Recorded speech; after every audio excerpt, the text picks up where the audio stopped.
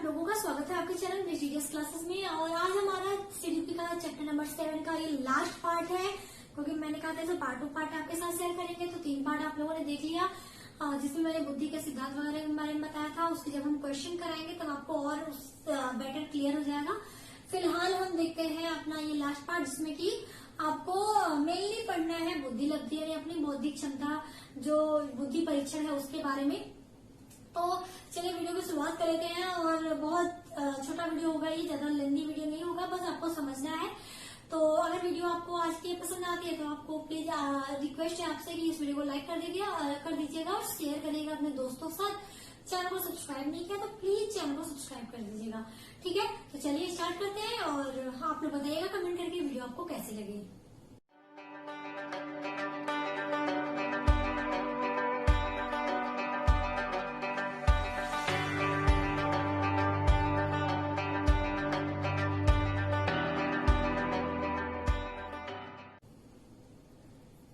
चलिए देख लेते हैं क्या है। तो ये हमारा पार्ट 4 है, यहाँ पे मैंने लिख दिया है। और अब हम बात करते हैं इसके बुद्धि परीक्षण में। ये बुद्धि लब्धि भी इन्वॉल्व हो जाती है। तो बुद्धि परीक्षण के बारे में पहले जान लेते हैं। तो बुद्धि परीक्षण द्वारा हम व्यक्ति के क्या करते हैं, हम व्यक्ति की विशेषताओं का पता लगाते हैं। और जो हमारा सबसे पहला बुद्धि मापन की जो प्रयोगशाला स्थापित की गई थी, वो मनोवैज्ञानिक वुंड के द्वारा 1879 यानी 1879 ईस्वी में इसकी जो है वो प्रयोगशाला बुद्धिमापन की स्थापित की गई थी। इसके बाद अल्फ्रेड बीने, वो उनके जो फ्रेंड साथी थे साइमन, उन्होंने क्या किया, उन्होंने बुद्धि परीक्षण के लिए बच्चों की तार्किक क्षमता को जानने के लिए, उनके ज्ञान को जानने के लिए क्या किया, उन्होंने कुछ प्रश्नों को तैयार किया। वो प्रश्न क्या किया, उन्होंने एक निश्चित एज के बच्चों के लिए एक प्रश्नों का तैयार किया। वो उस प्रश्न के आधार पर क्या करते थे, ये जैसे बच्चे क्या किए, कुछ प्रश्नों के जवाब जो बच्चे देते थे, यानी बच्चों के जो उत्तर होते थे, बच्चे जो उनके जो प्रश्न थे, बच्चे उन प्रश्नों के जो उत्तर देते थे, उस उत्तरों के आधार पर वो ये बताते थे कि बच्चा जो है वो किस बौद्धिक क्षमता का है, यानी वो कितना, अगर वो जिस अवस्था यानी जिस एज के बच्चे के लिए, जैसे क्लास 5 तक के लेवल के अगर हम क्वेश्चन रखें, क्लास 5 तक के बच्चों से अगर पूछे, क्लास 5 के बच्चे से अगर हम पूछते हैं, अगर वो अपने लेवल के जो क्वेश्चन है अगर वो उनके जवाब दे देता है, तो हम कहेंगे कि ये जो है वो सामान्य बुद्धि का है। अगर हम एक हाई लेवल के जो कक्षा 5 का अगर बच्चा है, अगर हम उसे कक्षा 8 के अगर यानी क्लास 8 के, क्लास 5 के बच्चे से क्लास 8 के बच्चों वाले जो क्वेश्चन है, लेवल के जो क्वेश्चन है, अगर उनसे हम वो पूछते हैं, अगर बच्चा उन क्वेश्चन का जवाब दे देता है, तो हम कहेंगे कि जो बच्चा है वो क्या है, वो कहीं कहीं तीव्र बुद्धि का है, उच्च बुद्धि का है। तो एक क्वेश्चन और आंसर के माध्यम से उन्होंने बच्चों की बुद्धि के लिए कहीं न कहीं एक क्वेश्चन और आंसर का सीरीज रखा था, पैटर्न रखा था। और इसी के आधार पर वो बताते थे कि बच्चा कैसा है, बच्चे की जो बुद्धि है वो कैसी है, वो समान बुद्धि का है या विशिष्ट बुद्धि का है या तीव्र बुद्धि का है या मंद बुद्धि का है, ठीक है। इस क्वेश्चन और आंसर के आधार पर वो लोग बताते थे। उसके बाद, ठीक है, बहुत सारे मनोवैज्ञानिक ने अपनी अपनी राय दी इसके बारे में।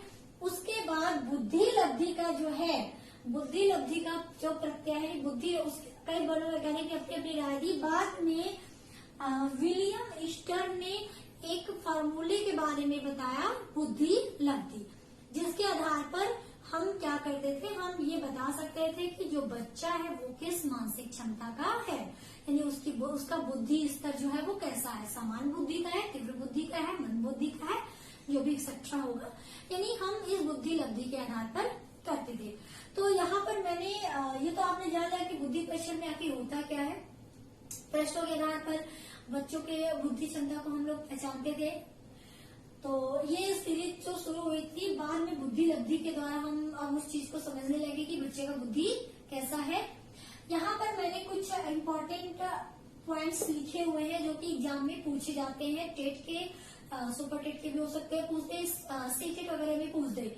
तो जो किया कि प्रथम सफल बुद्धि का परीक्षण किसने किया था, कभी अगर आपसे पूछे कि प्रथम सफल बुद्धि का परीक्षण किसने किया था, तो वो होगा अल्फ्रेड बीने ने। अगर बुद्धि लब्धि का प्रत्यय किसने दिया था, पूछे कि बुद्धि लब्धि का सर्वप्रथम प्रत्यय किसने दिया, तो ये था विलियम स्टर्न, ठीक है। विलियम स्टर्न ने ये चीज दिया था, ठीक है।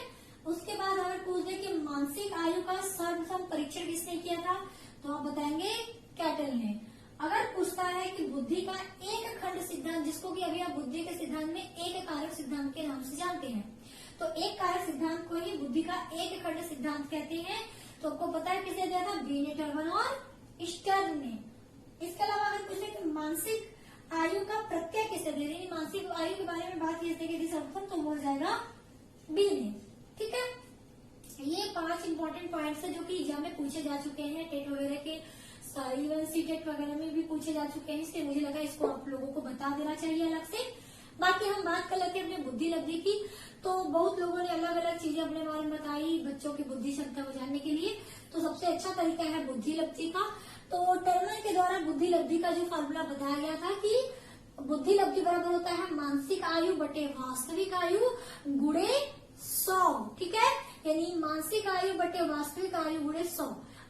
वास्तविक आयु जो कि आप जानते हो, वास्तविक आयु जिस एज में बच्चा है उस आयु को हम लोग बोलते हैं उसकी वास्तविक आयु। मानसिक आयु क्या बोलते हैं, अगर हमने जैसे कहा कि अगर कक्षा 5 का बच्चा अगर कक्षा 8 तक के लेवल के क्वेश्चन का जवाब दे देता है सही, तो उसकी जो उस टाइम उसकी जो मानसिक क्षमता है वो कैसी हो गई, वो कक्षा 8 यानी क्लास 8 के लेवल की मानसिक क्षमता हो गई। जबकि मानसिक आयु उसकी क्लास 8 की है, जबकि उसकी वास्तविक आयु क्या है, क्लास 5 वाली एज है। यानी 5 साल की उम्र का बच्चा अगर 10 साल की उम्र के बच्चे के लेवल के अगर क्वेश्चन का आंसर देता है तो उसकी जो मानसिक आयु होगी वो 10 होगी, जबकि उसकी वास्तविक आयु क्या होगी, 5 होगी। तो इस तरह से हम बुद्धि लब्धि का फॉर्मूला निकालते हैं। जैसे इसी को बुद्धि लब्धि को ही हम लोग IQ बोलते हैं, जो आप लोग IQ बोलते हो, IQ बराबर हो जाएगा MA गुणे 100, MA अपॉन CA गुणे 100। ठीक है, ये हमारा हो गया मानसिक आयु, ये हमारा हो गया वास्तविक आयु, जैसे कि रियल एज भी कहते हैं। ठीक है, रियल और गुणे 100।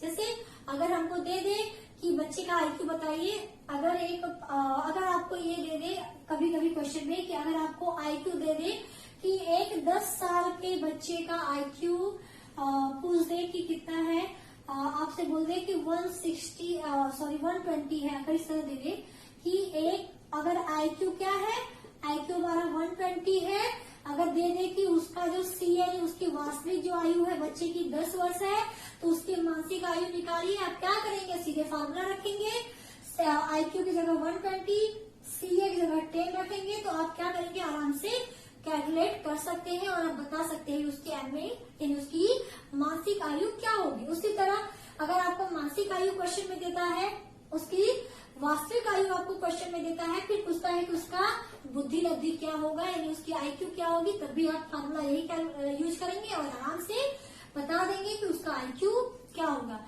ये क्वेश्चन भी आपको देखने को एग्जाम में मिल सकता है, तो ये फार्मूला आप लोग याद रखिएगा, ये इम्पोर्टेंट है, बहुत इजी फार्मूला है। तो उम्मीद करती हूँ कि ये फार्मूला आपको समझ में आ गया होगा। जैसे अगर हमने कहा कि आपको अगर MA और CA पता है तो आप IQ बता सकते हैं। अब बात करते हैं टर्मन ने, जैसे बहुत सारे मनोवैज्ञानिक भी अपने अपने चार्ट दिए थे, वेस्लर का अलग था, टर्मन का अलग था, तो टर्मन के हिसाब से हमने एक IQ चार्ट यहाँ पे रखा है। IQ चार्ट में एक तरफ IQ लिखी हुई है और एक तरफ वर्ग लिखा हुआ है कि उस IQ का बच्चा किस वर्ग के अंतर्गत आएगा।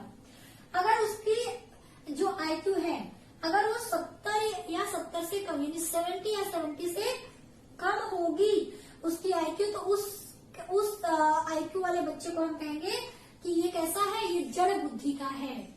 जड़ बुद्धि का है, बहुत ज्यादा ही बेकार, मतलब मंद बुद्धि, बहुत ही ज्यादा मंद बुद्धि अगर है तो वो जड़ बुद्धि के अंतर्गत आता है। तो ये 70 से या 70 से कम। अगर 71 से लेके 80 यानी 71 से लेके 80 तक है तो उसके अंतर्गत अगर बुद्धि लब्धि आपकी आती है यानी IQ अगर आता है तो उस IQ वाले बच्चे को हम कहते हैं कि इसकी बुद्धि कैसी होगी, ये मूर्ख बुद्धि का होगा। उसी तरह 81 से लेके 90 तक है यानी 81 से लेके 90 तो वो मंद बुद्धि कहलाएगा। अगर 91 से लेके 110 तक है यानी 110 तक है तो उसको हम लोग कहेंगे कि ये सामान्य बुद्धि का, और इसके में 50% लोग इसके अंतर्गत आते हैं जबकि 2% लोग केवल जड़ बुद्धि के होते हैं। ठीक है, कोई 2-6 ऐसे करके रहता है, तो ये आपको जान लीजिए कि 50% लोग सामान्य बुद्धि के अंतर्गत आते हैं। फिर आता है हमारा कि 111 से लेकर 120 तक, तो इसके अंतर्गत जो बच्चे आएंगे उसको हम लोग कहेंगे कि ये तीव्र बुद्धि का है। अगर 121 से लेकर 130 तक का है तो उसे हम कहेंगे ये श्रेष्ठ यानी प्रखर बुद्धि का है। अगर वो 130 से भी ज्यादा है यानी 130 प्लस भी अगर बच्चा है तो वो हम कहेंगे कि वो बच्चा कैसा है, वो प्रतिभाशाली बच्चा है, यानी उसकी बुद्धि कैसी है, वो प्रतिभाशाली है। तो ये चार्ट था। अगर आपको एक चार्ट अगर समझ में आ गया तो बाकी चार्ट भी आराम से समझ सकते हैं। एक चार्ट के माध्यम से आप काफी चीजें कैलकुलेट कर सकते हैं, क्योंकि डिजिट के ही चेंज होते हैं तो ज्यादा आपको उस पर टेंशन लेने की जरूरत नहीं है। बाकी किस तरह से निकाला जाता है आईक्यू को, वो आपके लिए इम्पोर्टेंट है, क्योंकि क्वेश्चन वहां से पूछता है। तो आज के इस वीडियो में बस इतना ही था। अगर वीडियो आपको पसंद आया तो आपको पता है क्या करना है, वीडियो को लाइक करना है, शेयर करना है, चैनल को सब्सक्राइब करना है। तो फिलहाल अभी का इतना ही। Thank you so much video को देखने के लिए। वीडियो पसंद आए तो दोस्तों के साथ भी शेयर करिएगा, कमेंट करके जरूर बताइएगा। तो अभी के लिए थैंक यू, और मिलती हूँ आपके साथ अब इसके CDP के नए चैप्टर को लेके। तब तक के लिए आप लोग अपना प्यार, अपना सपोर्ट चैनल को देते रहिएगा। तो thank you so much, take care, bye bye, जय हिंद।